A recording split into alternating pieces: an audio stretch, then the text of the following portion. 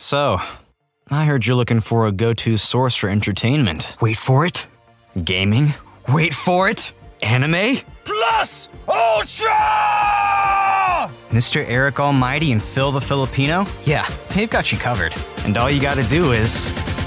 wait for it.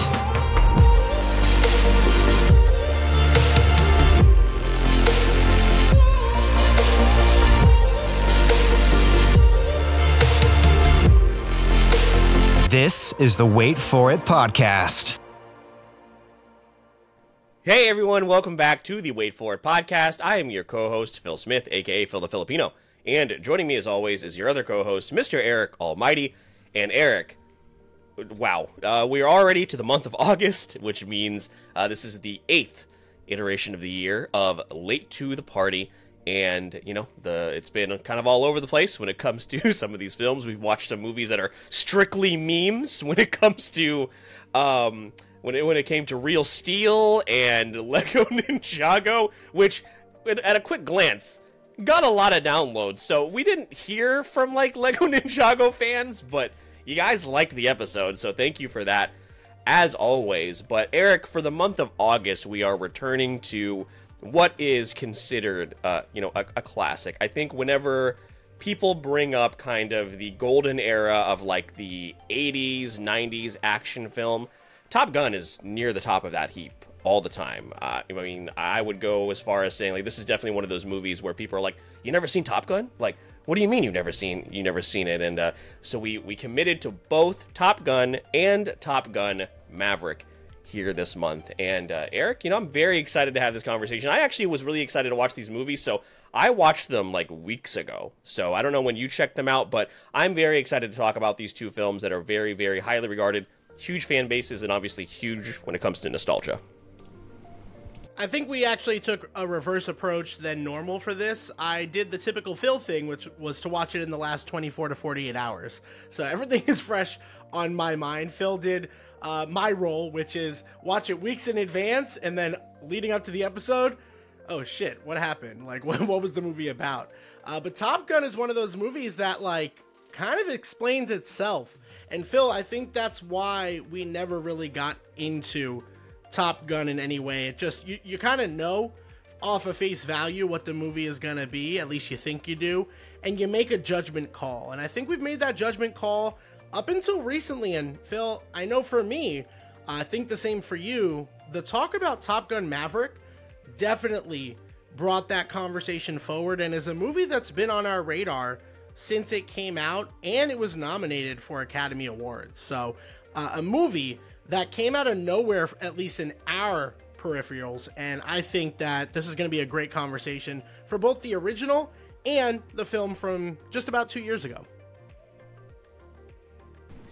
Yeah, so buckle up. It's going to be a fun conversation, and I'm sure this is going to draw in a lot of people that, again, are big-time fans of this franchise, as well as the people that, you know, this brings on a whole lot of nostalgia. I think you guys will enjoy this conversation. So whether you are new or you're a returning listener, we thank you so much for joining us, and make sure to stick around to the end of the episode. We'll let you know where you can find all the rest of our content. But Eric, we are going to start all the way back in the year of 1986, the original Top Gun, directed by Tony Scott, of course starring Tom Cruise, Kelly McGillis, Val Kilmer, Anthony Edwards.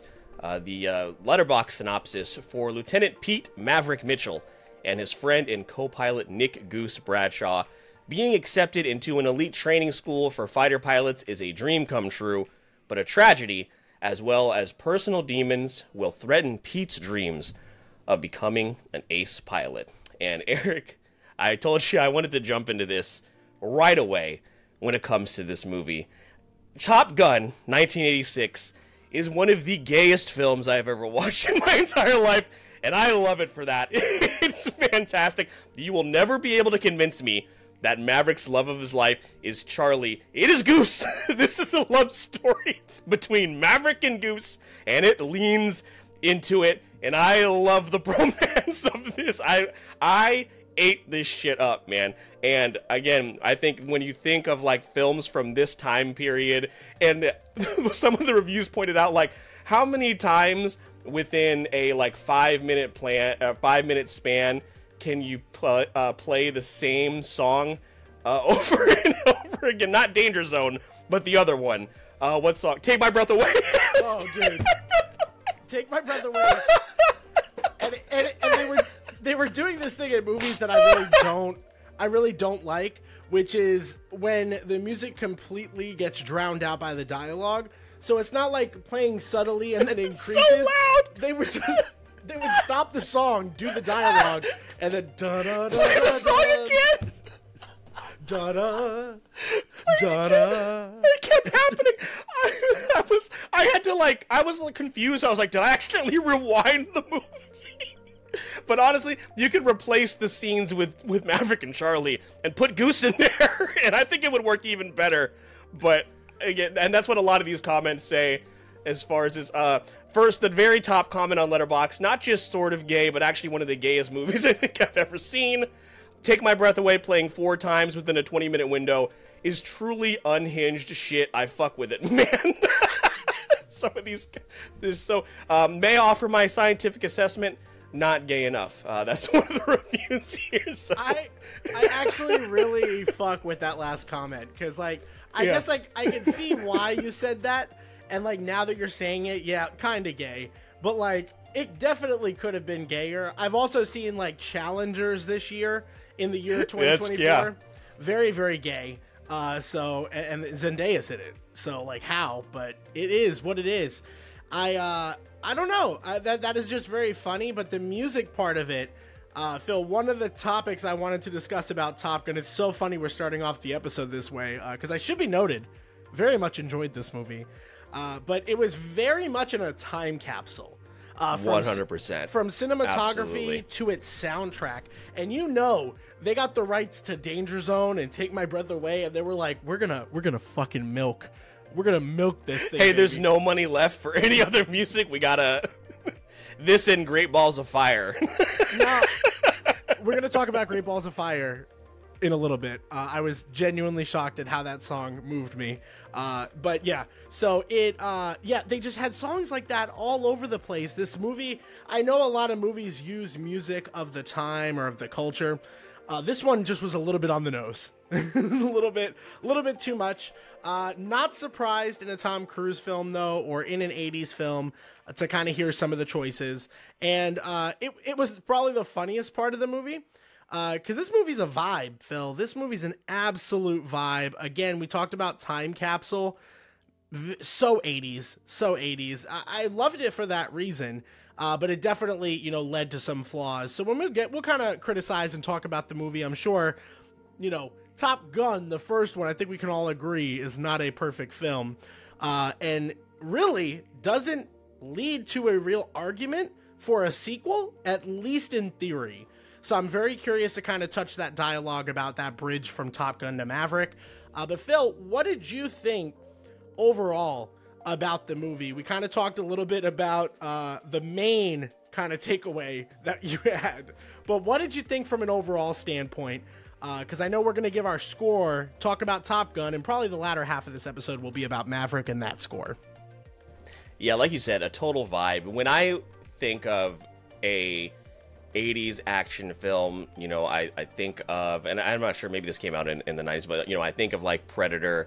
I think of films in that style of cinematography, and this is what I want when people recommend an old school film, you know what I mean? And I know we can't go throughout any episode without bringing up The Shining, right? When people talk about classics and movies that they hold near and dear to their heart, this is what I want. This is a film that I want to be able to put on anytime. Eric, you always talk about your grading scale where it's would you stop and watch it if it were on and passing? I could put this on in the background while I'm doing chores or whatever, and sit down every once in a while, oh, here comes the Take My Breath Away scene. Here comes some of the awesome, fun, fighter pilot scenes, which are great, and I always was confused about Top Gun because I was is it all just footage of people flying in jets? That just doesn't seem very appealing to me, but this is very much a, like I said, we joked about it, a love story, not only between, Maverick and Charlie, but also, a brotherhood, when it comes to Maverick and Goose. And now I understand all of the, all of the Halloween costumes, over the years, hey, I'm Maverick and you're Goose. And you know, that friendship and that bond. So I'm not sure how you are, Eric. I'm typically not a big fan of the films, you know, the military type films that are homages to, you know, to the service. But this, I enjoyed the hell out of this, and I get it now. I totally understand, and we'll talk about it here in a moment with Maverick. It does make me wish that I had seen this, you know, a while before, so we could have experienced Maverick, you know, to kind of give you guys a little taste of the conversation to come, possibly. But yeah, that's how I came away with it. Yeah, 100%. This is a movie that you can absolutely watch on streaming. It's on Paramount Plus, so found a reason to use that membership for the first time, possibly ever.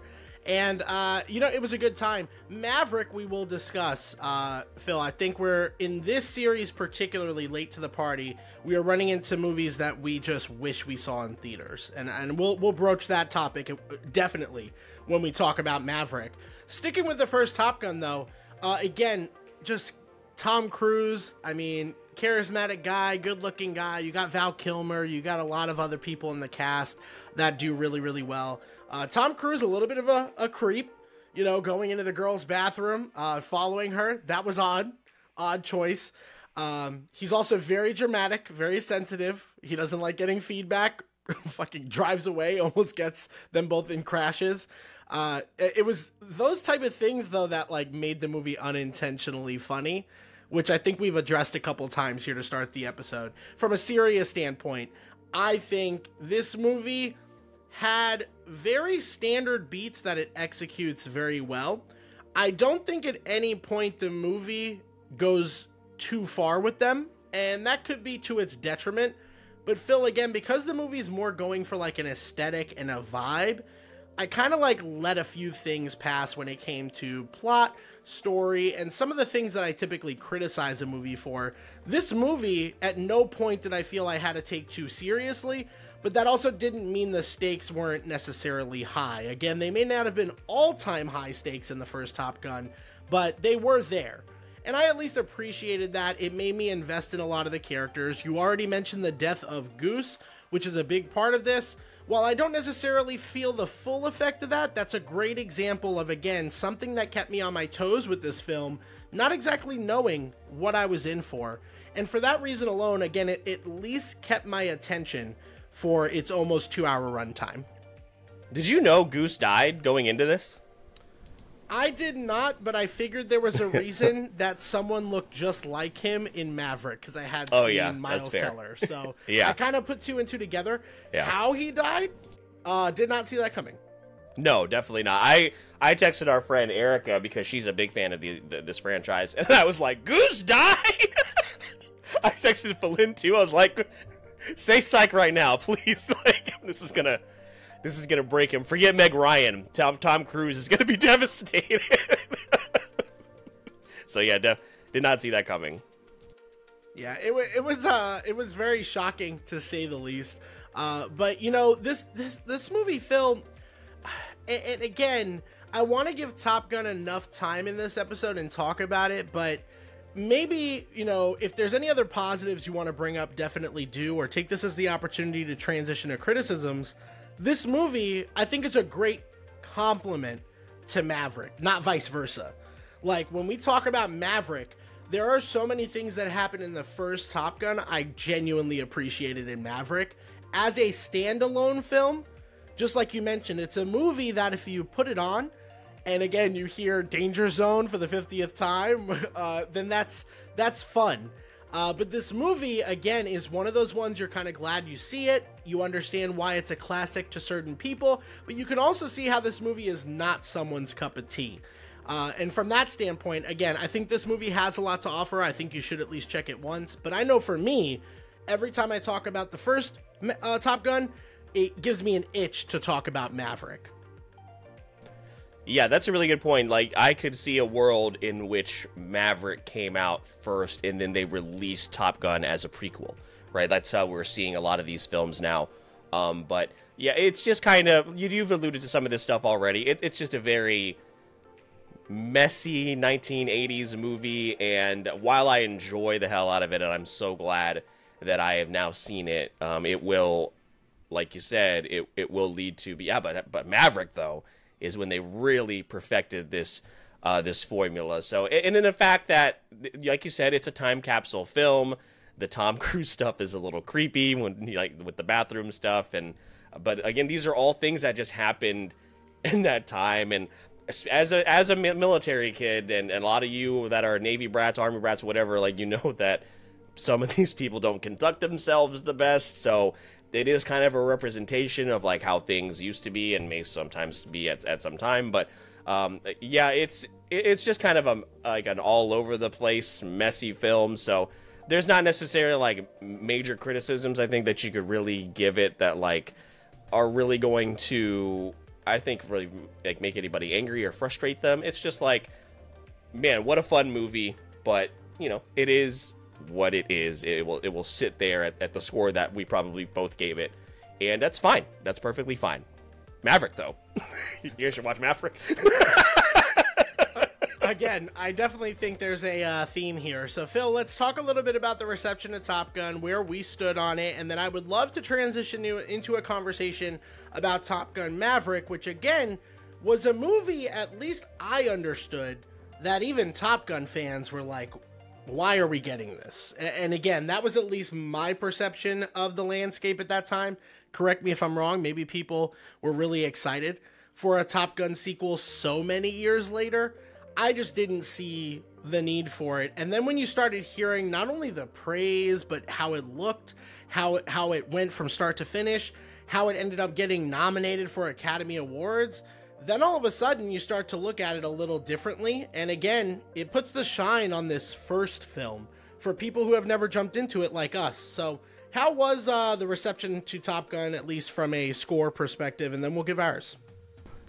Yeah, so on the tomato meter right now, it has a 56% tomato meter score and an 83% audience score. Now, remember, not Rotten Tomatoes, certainly not around in 1986, so I'm sure these critic reviews and the audience reviews have adjusted quite a bit over time, but that is where it sits on Rotten Tomatoes, and a 3.4 on Letterboxd, which, Eric, is exactly where I landed, a 3.5 on this movie, because, again, to bring up your sliding scale, something I would certainly pay attention to if somebody had it on, and maybe, you know what, throw it on a fall day when you're doing chores and you're like, you want to hear Danger Zone for 19 times, and I'm not going to listen to the song. I want to hear Danger Zone specifically set to Tom Cruise and Anthony Edwards flying around in a jet. So yeah, 3.5 for me. What about you? Yeah, absolutely. 3.5 is exactly where this movie sits, which means I could understand if you have it ranked a little higher for nostalgia purposes. I can understand if you have it ranked a little lower, because it's just not your vibe. But at the very least, I mean, even with a film like The Shining, hate to keep bringing it up, sorry, we'll give our patrons a shout out later. It'll never go away. But Corey, specific apology to you. I know we hurt your heart every time. At least I understood, I don't want to give The Shining less than a 2 out of 5. Because, I understand, cinematography, what it means to that genre. It's a cult classic. So I think even if this isn't your cup of tea, you'll at least be glad that you saw it and that you could form an opinion on it. For me, a 3.5 is just absolutely perfect. Phil, talking about my sliding scale, it's not quite a movie I would go out of my way to show people. However, that caveat will come in play with Maverick, which is absolutely where I want to have that discussion. Because, Phil, this film came out just about 2 years ago, I think 2022, if memory serves me right. And I walked away from Top Gun Maverick after the first Top Gun was a lot of fun, not expecting much. I was like, okay, let's give me more of this. It was not.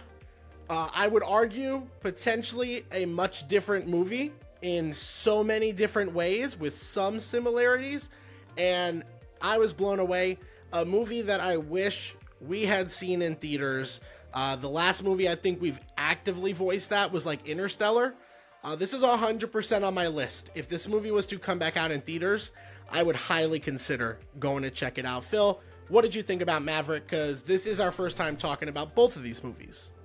Really quick, do you want to do this at the end where we do the is this better than and the more like us section of IMDb? Do you want to hold off on that? We'll do it for both. We'll do it for both films. Okay, cool. Yeah, Top Gun Maverick, like you said, well, let's go to a synopsis really quick. 2022. After more than 30 years of service as one of the Navy's top aviators and dodging the advancement in rank that would ground him, Pete Maverick Mitchell finds himself training a detachment of Top Gun graduates for a specialized mission, the likes of which no living pilot has ever seen. Facing an uncertain future and confronting the ghost of his past, Maverick is drawn into a confrontation with his own deepest fears, culminating in a mission that demands the ultimate sacrifice from those who will be chosen to fly it. And like you, Eric, when this movie was announced and, when it came out, and you just kind of like throw it away as, we've been talking about this a lot with the recent release of Deadpool and Wolverine, which both of us very much enjoyed. I just want to throw that out here before people come for us again. When you talk about nostalgia bait, this is what you mean when a movie gets a sequel 30 years down the road, right? A movie that is so beloved. And if there was never another Top Gun, I think you could ask Top Gun fans, like you kind of alluded to, Eric, and say they'd be fine with that. The issue is we're in this era now where everything needs to be either revisited, or whether that be a sequel or a prequel or whatever it is. We're seeing that this is not particularly a Marvel problem. This is just a problem in general. So this movie comes and goes, and then, like you said, it's getting these crazy reviews and this insane praise by both new fans and old fans, and, it just kind of came and went. And then, obviously now with this series, we're like, okay, you know what? Let's check this out. And Eric, Maverick surpasses the original in every single way. I think this is probably what they had in mind when they re-released Independence Day, right after 30 years. This is what you want. Like, when you're talking about touching on nostalgia but also advancing the story, this is the blueprint for that. Like, this is an incredible film, down to, obviously introducing these new characters and bringing back the old characters. Like, Eric, I got and I watched these back to back, but I got like emotional watching Tom Cruise and Val Kilmer interact, even though it hadn't been 30 years for me, right? It had been 15 minutes since I saw them interact in the original Top Gun. And I was like, man, I bet you this was so great for fans of this franchise to come in and they pay that homage to him. And obviously Val Kilmer has the health issues that he has now, so, that kind of limits his performance. But probably seeing those two together and then coupling it with the new characters, which we'll touch on in a moment. I want to talk about the legacy characters first. But it bummed me out. One, like you said, wish we had seen this in theaters, but also that when you miss out on that type of nostalgia, you're like, man, I bet this was really cool to see for the first time. Yeah, and we're going to talk freely about the films as well if you haven't already picked that up. But, I mean, if you've watched Top Gun, you've seen Maverick, more than likely. Or if you want to see Maverick, you should probably not listen to this episode at all, because we just spoiled Top Gun.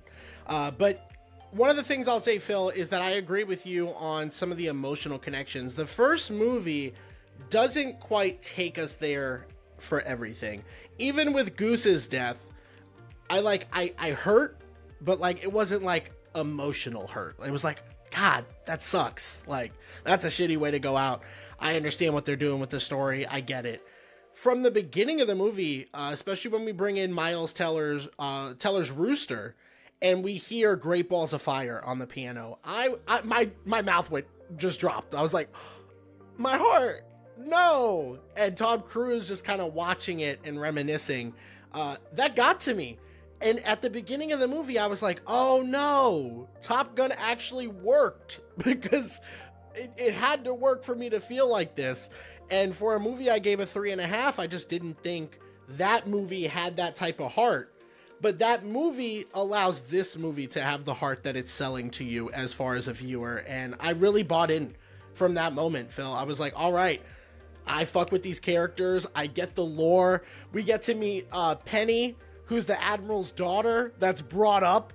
Like, just very, like, offhandedly brought up. Yeah. Multiple times in the first one. And she happens to be, like, a core character here. I love that.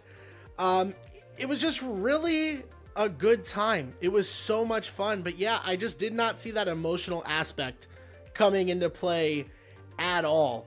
And it was littered throughout the film. A lot of the times when Tom Cruise is talking, you can tell, again, where I felt the death of Goose wasn't fully explored, I think they made that up in this film, because you can see anytime he's talking to these, recruits, these Top Gun, this Top Gun group, he's like, how are you going to explain that to someone at their funeral, and I felt like the dialogue in those moments was really strong. When they're making the plan with John Hamm's character, who's an asshole, Cyclone, I believe was his name, his wing name. But I thought that was also interesting, because he was like, yeah, I want to get them from point A to point B, and I also want them to come home.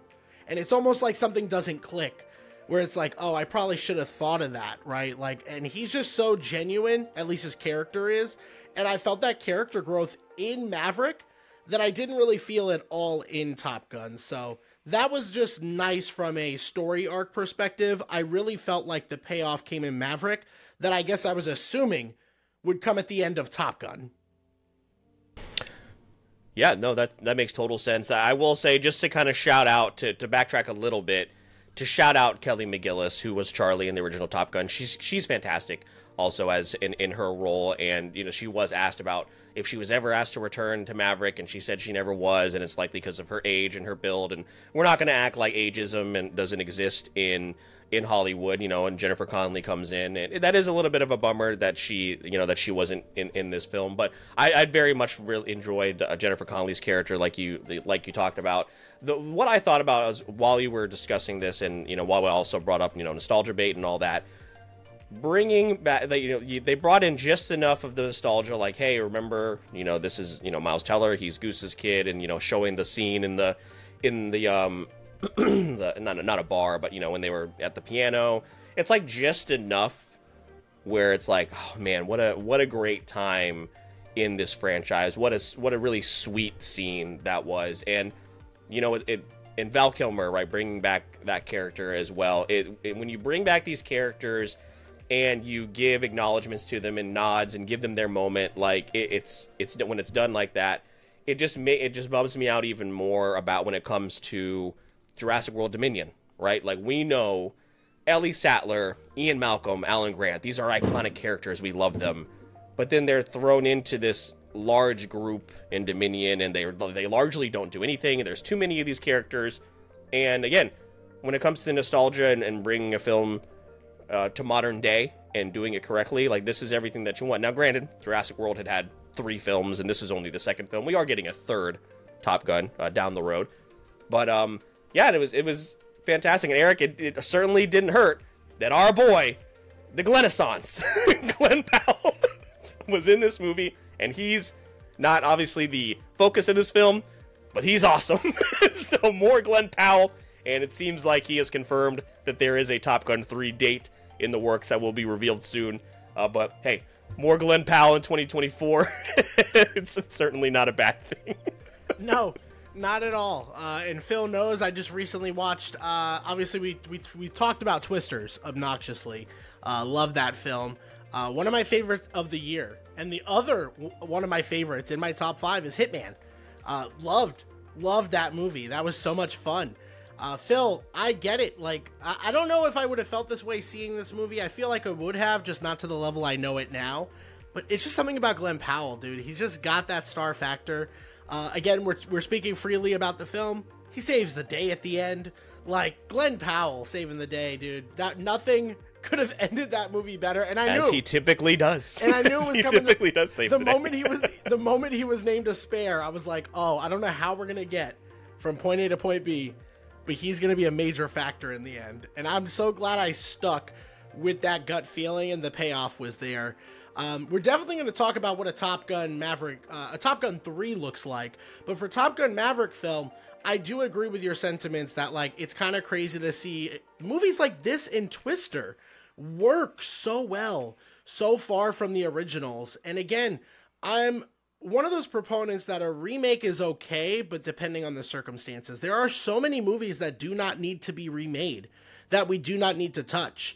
Train to Busan is perfect, and we make fun of the fact that there's probably, I don't know if it's still happening, gonna be an American version of that movie. There are many movies that can fit that example. Train to Busan, the first one that comes into my head, and probably better examples, but I think, Phil, this movie proves that remakes and sequels, and like elongated sequels, can be done for more than just a nostalgia pop.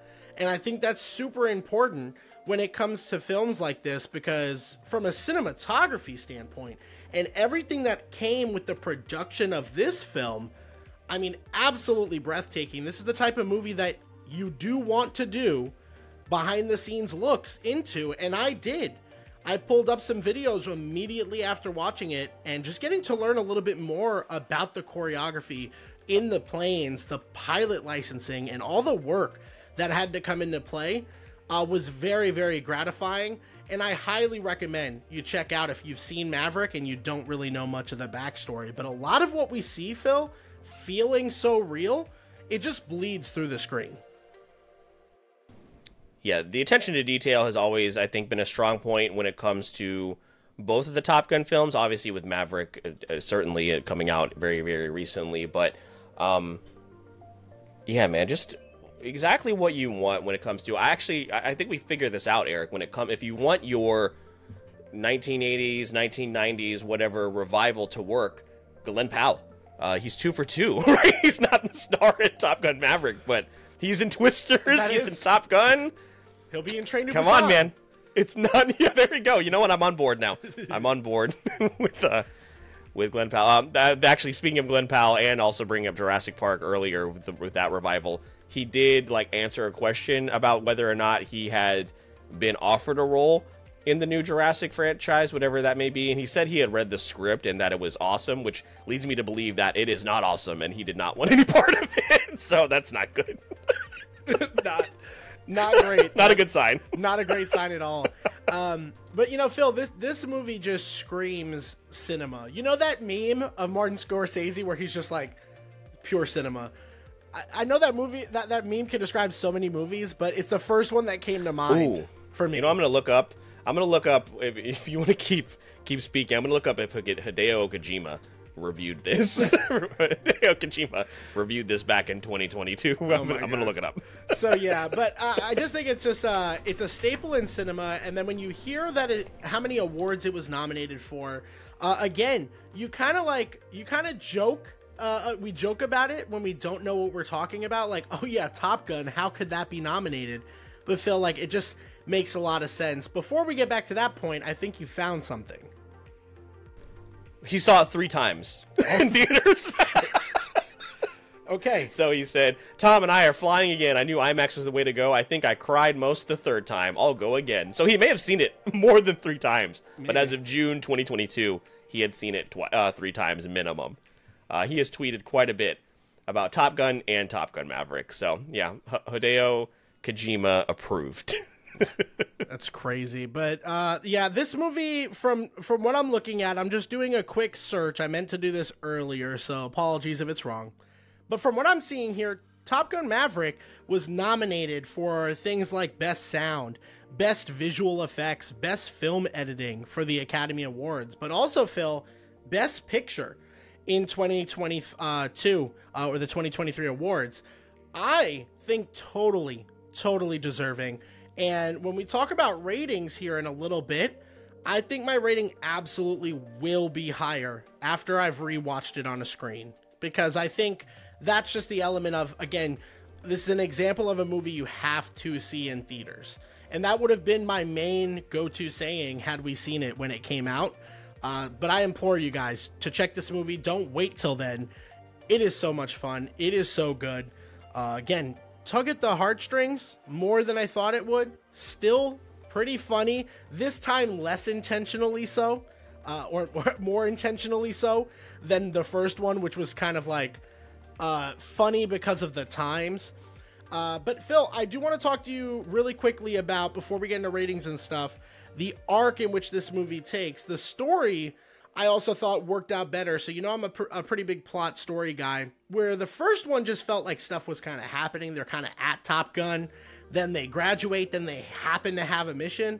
The mission was at the core of what was happening, the trajectory of the movie. So when you get to that 3rd act, which is wild, a wild 3rd act, I was having such a good time. And then I was wondering, Phil, how they're going to get Goose, they're gonna get Rooster and Maverick in the same like cockpit.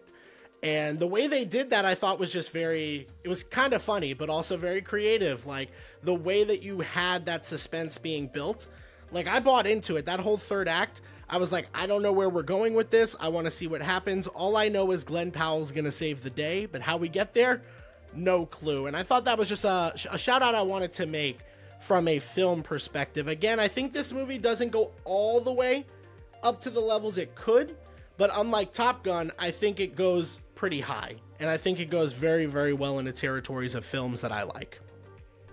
I agree, and to bring back in my friend Erica, who I was texting while watching this, and she pointed out, like, yeah, the third act is my favorite out of a lot of films, and yeah, definitely didn't see any of that coming. Like, you just think that they're just gonna stay in the planes the whole time. Like, maybe there'll be like a little chase sequence, and they'll have to and there definitely is that, but like to see Tom Cruise and Miles Teller go on a reconnaissance mission through the woods to steal a jet, like, are you fucking kidding me? Like, how awesome. Like, that's so cool. That's what I want out of my movies.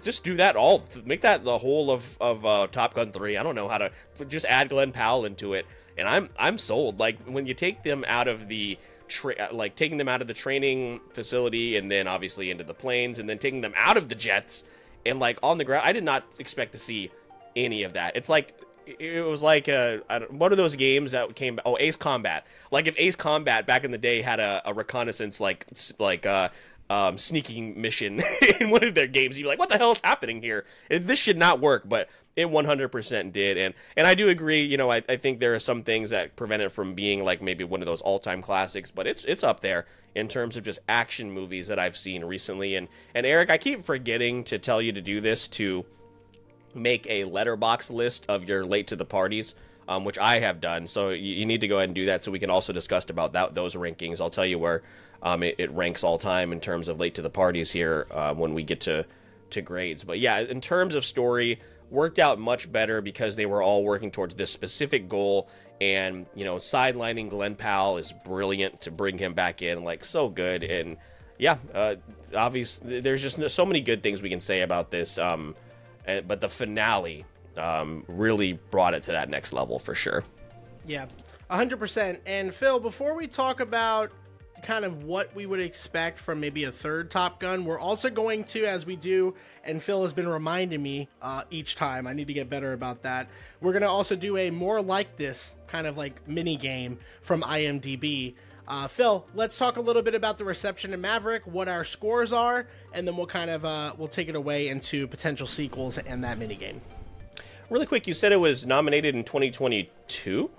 I guess for Best Picture? I guess for 2023, technically, because... Oh, okay, got it. Okay, yeah, because it was funny that 2022 came up again, because that was on Jeopardy, where Coda won. And I was like, how did Coda beat out this? But 2023 was the Everything Everywhere All at Once year, so...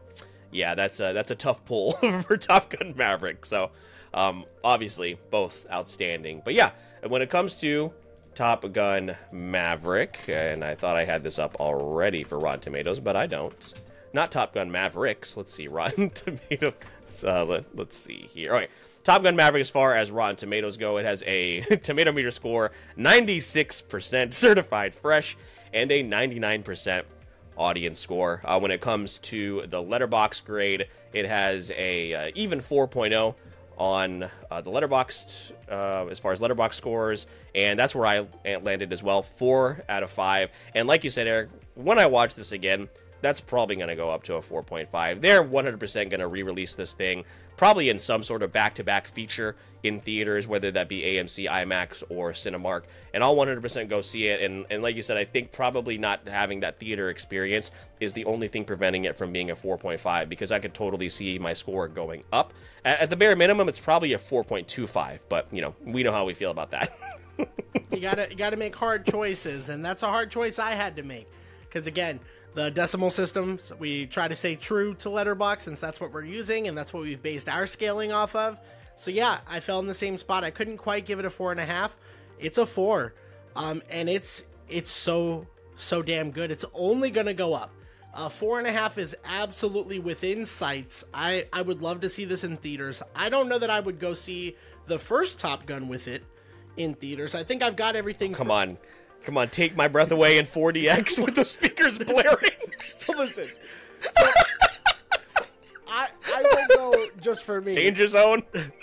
I won't go. Well, now you're convincing me. I won't go just for me. But what I will say is, when I give something a 4, it's one of those things I want to bring somebody along for. And if I had the option, because you have to. I don't think you could watch Maverick and enjoy it as much from an emotional or plot standpoint without knowing like who these characters are, who they're referencing. So you have to see the first Top Gun. Giving Maverick a 4 kind of boosts up Top Gun a little bit, because like I would gladly watch the first Top Gun with somebody if it led them to watching Maverick.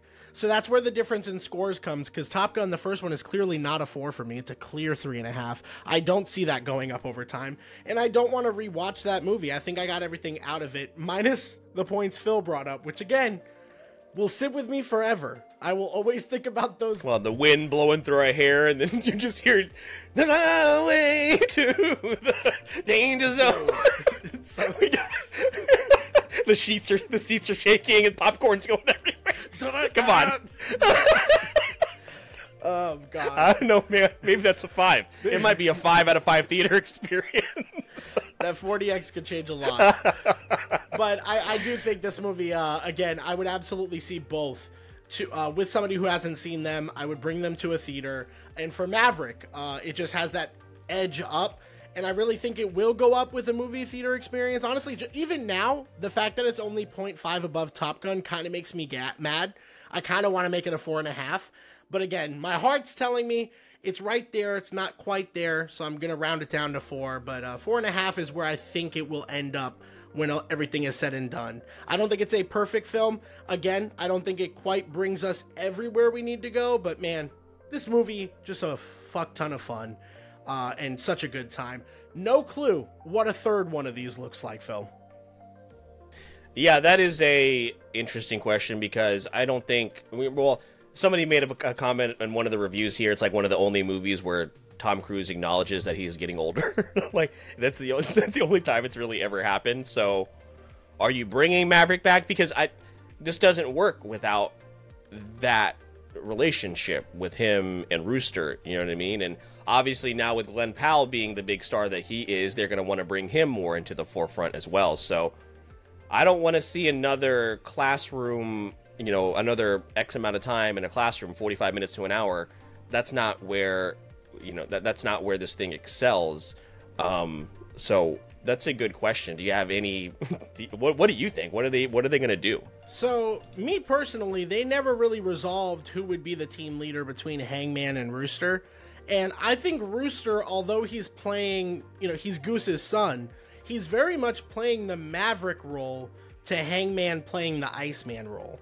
And I like that. Sure. I like that dynamic. But they didn't really explore that from a finality standpoint the way that the first one did. But I think unlike the first one, and I love Iceman and Maverick, but they delved into their kind of relationship just a tad bit more. I felt it a little bit more. Especially when you get to the end there and Glenn Powell saving the day. I feel like there's more there. And I feel like Tom Cruise can be more now in that supporting role. And, just be there for the fact that he's Maverick. I think you can pass the baton if you choose to. But Tom Cruise is also making Mission Impossible movies left and right. Which is maybe another movie we need to check out at this point. Because again, I know Tom Cruise had a big impact to the filming of this movie with his experience and everything like that. So I would love to see, and I've always heard good things about Mission Impossible in that same vein, but I think he'll be a big part of Top Gun as long as he's kicking and breathing. So you can't count anything out, but those are the two characters I'd like the focus to be on. I feel like, again, we didn't go all the way with Hangman. We didn't go all the way with Rooster. So there's still so much more of their characters to explore. Here's the tricky thing is, as represented with our scores and with a lot of people's scores and how they feel about this, there's such little wiggle room to make it as good or better and a whole lot of ways to fall down, right? So, again, to bring it back to my franchise, because we do this all the time, and you can even do this with Star Wars, Jurassic World, like Upward Trajectory, Fallen Kingdom, Dominion, Mass Extinction. So... The the wiggle room is so small, and obviously they're moving forward with it. So, yeah, I mean, I've talked about this not so much on the podcast, but like I've never been a big Tom Cruise guy, but like I get it, man. I get it, especially after watching the original and watching these or watching Maverick. And without Tom Cruise, we probably don't have Glenn Powell. So it's like, how much can he gets a lot of credit for that, like Glenn Powell, and I think he has a couple of other. I think Miles Teller might be a Tom Cruise disciple, one of the like part of that group as well. So, and you can tell by the way they carry themselves and the way that they just present themselves in when they're doing any type of press or anything like that. Like it's very much Tom Cruise-esque, minus jumping on a couch on Oprah. Luckily, we haven't seen any of that. I was gonna say, given all the real life things about Tom Cruise, maybe disciple not the best word choice. That's true. Yeah. maybe not. That's my bad. A lot of these comments are, a lot of these reviews are BRB signing up for Scientology. Yeah, no. It's glad I caught that so we could just address it right then and there. I can't wait for whatever that website we use to crop our videos together to put all that together. Be great. Fantastic. Super awesome. The last thing I'll say about a sequel before we play our game at the end of this, Joseph Kosinski is the director. Not familiar very much with his work. The one thing I'll say, Phil, is I think bringing him back would be key.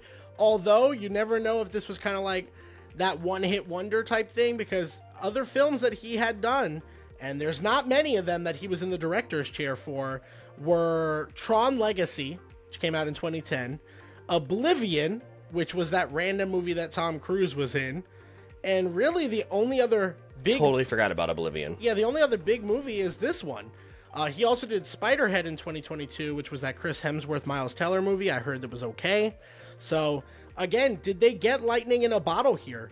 I think a real argument could be made, but I'd like to see them bring him back in the director's chair, try to recapture that magic as much as possible with the cast.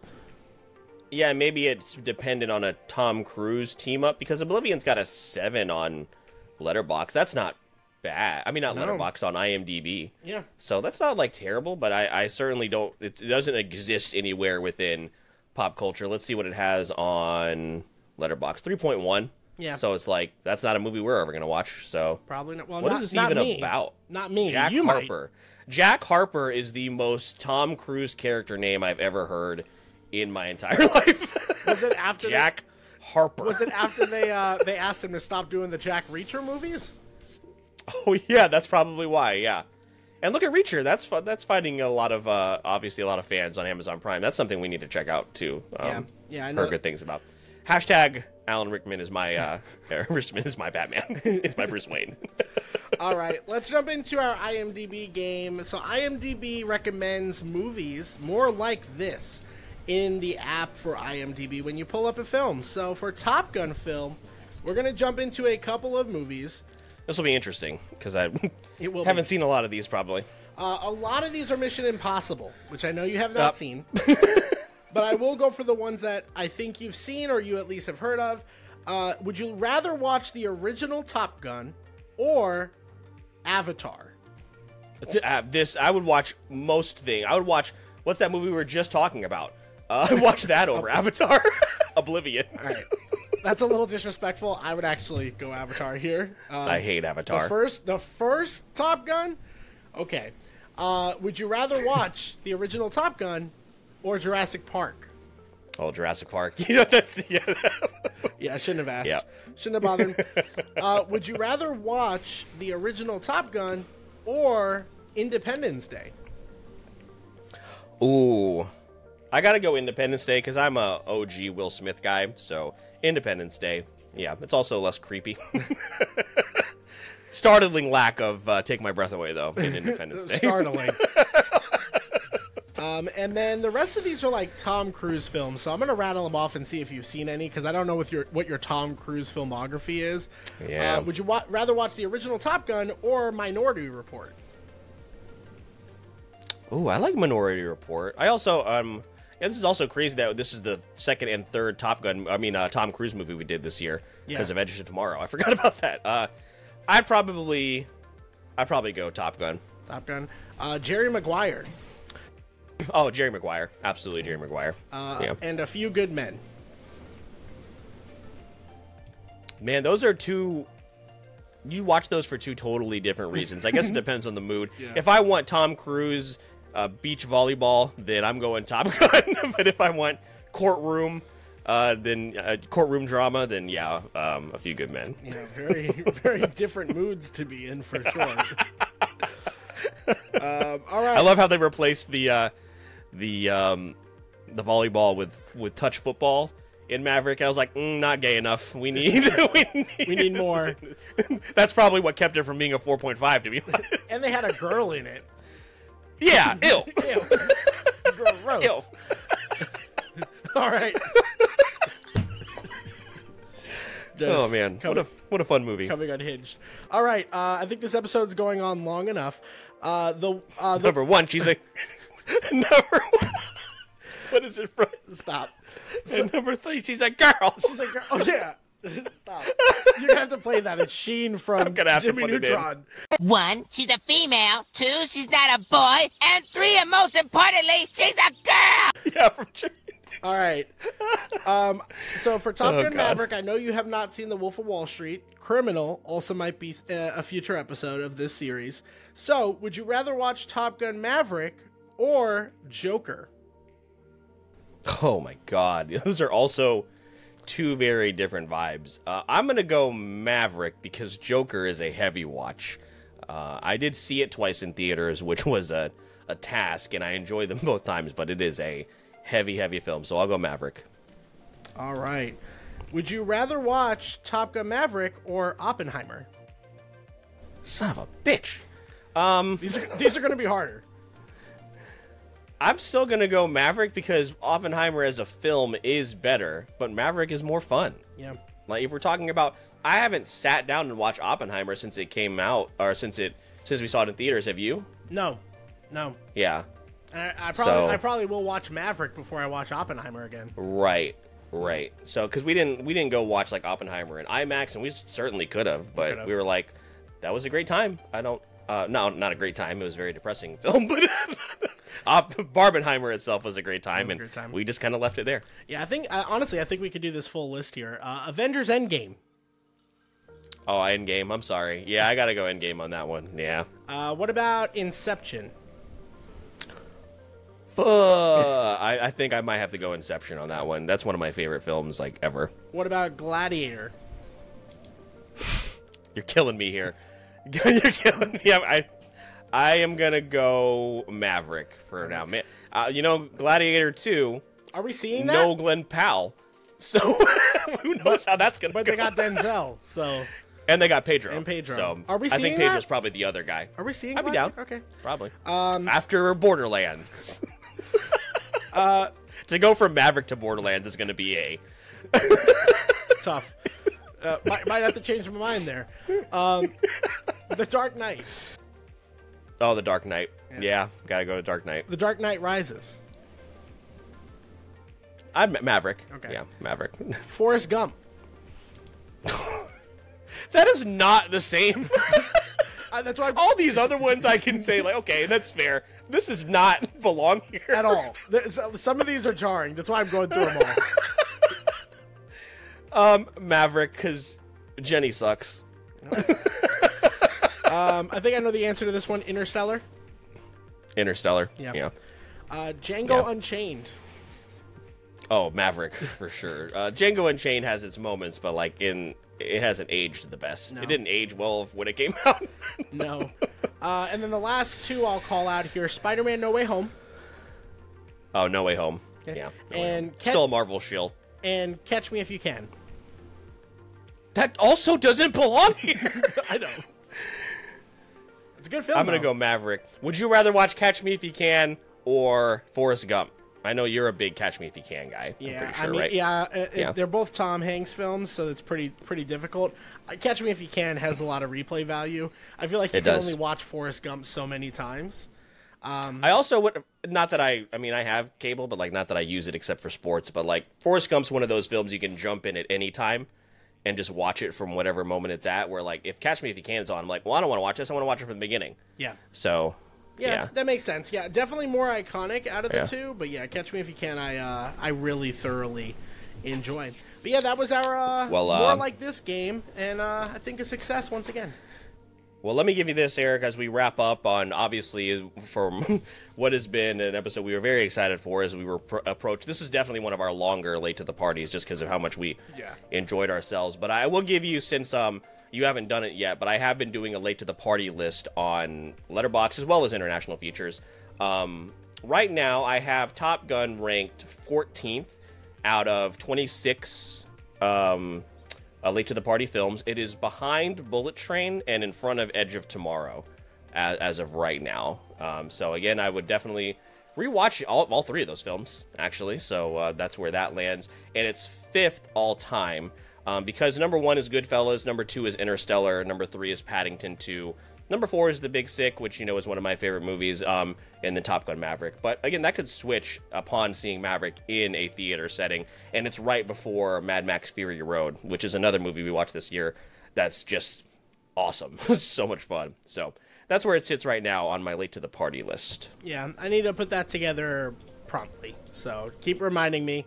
But yeah, Phil, you are right. This episode a little bit longer, but we covered 2 whole films that we really, really enjoyed.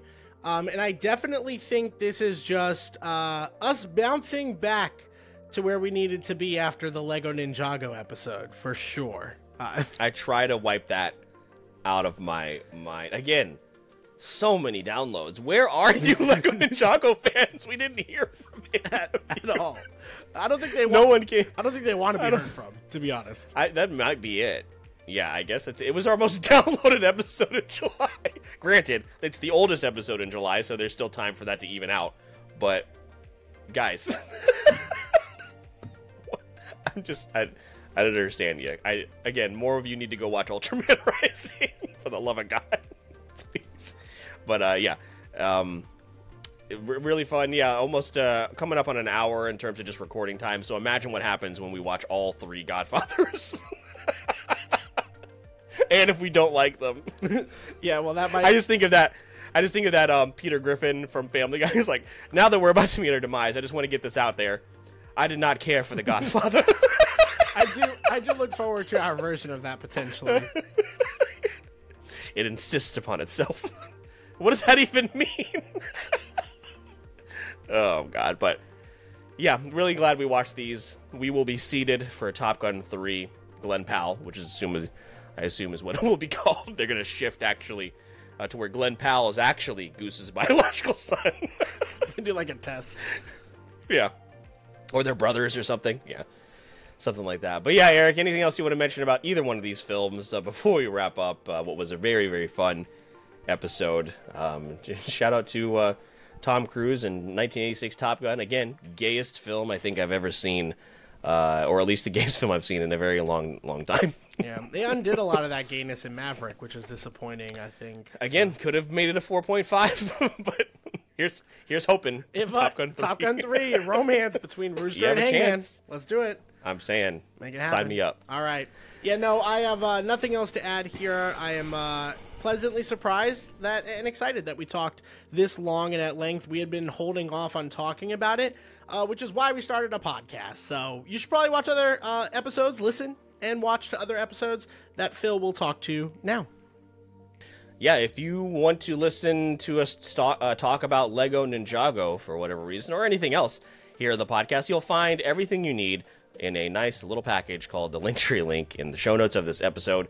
You'll find a link to all the rest of our content. We release episodes every Wednesday, and we talk about a various number of topics. The month of August is pretty stacked, and hopefully, as opposed to the month of July, will go pretty positively. There were mixed opinions and experiences in the month of July. August should be, we're off to a really good start. Make sure to follow us on social media, the most important places being Instagram, TikTok, our growing Discord page, as well as Twitch, where we stream every Thursday.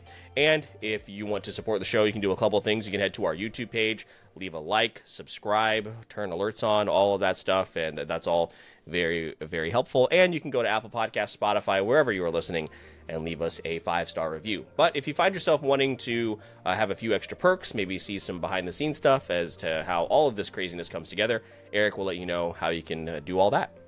Yeah, so of course, there's a couple different ways you can support us on the free side of things, but if you want to financially support us, you can do that directly through our Buzzsprout page, or I recommend you go to our Patreon site, where we give behind the scenes and early access to episodes like this one if you subscribe. And shout out to our patrons, Corey, Briar, Stefan, and T3 Kato. Did you guys know that Corey is actually a patron? You should check out all of his work. And we did an episode with him on the Creator Spotlight. We also had him on for What Did I Miss? Friend of the show, he's a great photographer, and friend Corey, patron. I didn't forget this time. and Briar's gonna be so pissed. He's like, hey, I haven't ever gotten any of this. You got a shout out. He never got forgotten about. So that's true. We've never forgotten about Briar. Never will. Big difference. Shout out to Briar. But if you join our Patreon, we probably won't forget about you. So please join as soon as you can. We'd love the support, but the free stuff always helps. The likes, the comments, the shares, all of the above, truly appreciated. With that being said, my name is Mr. Eric Almighty. That is my co-host, Phil the Filipino. And please don't forget, we release new episodes every Wednesday on the podcast with bonus content on platforms like TikTok and Twitch. And all you got to do is wait for it. So, I heard you're looking for a go-to source for entertainment. Wait for it. Gaming? Wait for it. Anime? Plus Ultra! Mr. Eric Almighty and Phil the Filipino? Yeah, they've got you covered. And all you gotta do is wait for it.